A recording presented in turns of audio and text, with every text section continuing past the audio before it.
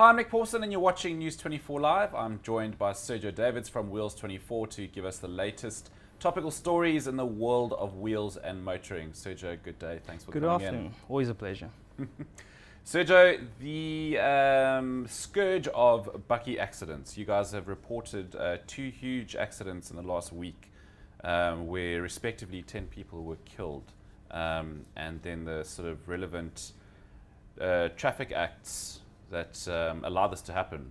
And there's obviously been a lot of reaction to that. Do you want to just talk us through it? Sure.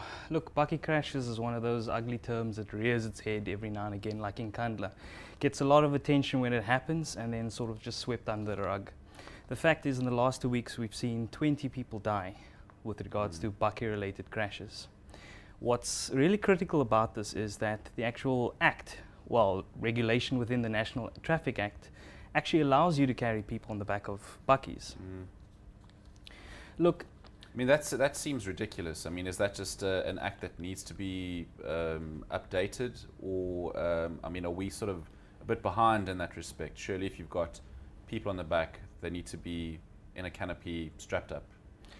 Look, it's really strange in that you need safety regulations with regards to minibus taxis and cars in general. You can get a fine for not buckling up, but it doesn't matter how many passengers you have in the back of a bakkie, apparently. That's legal.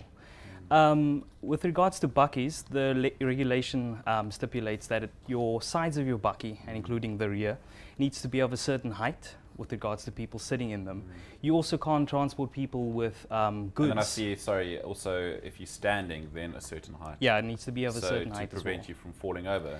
Yeah, but if you hit something, what's Exactly. stopping you from flying out the vehicle? Exactly. They're more concerned with you tumbling out of the vehicle than what would happen in a crash. There are no seatbelts in the back of a bakkie. I mean, that's a no-brainer. You're traveling pretty fast on the road. You've got people in the back, not goods or cabinet, as most people seem to think. Look, it's an awful one, but I understand the reason for it.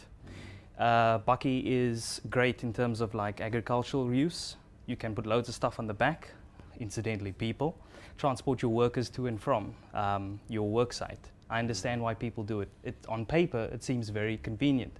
The fact is, you're transporting people like animals. That's the fact. And if something happens, and invariably it does, as in the last 2 weeks with that huge crash that happened in the northwest, where 10 people were killed, things like this will always happen.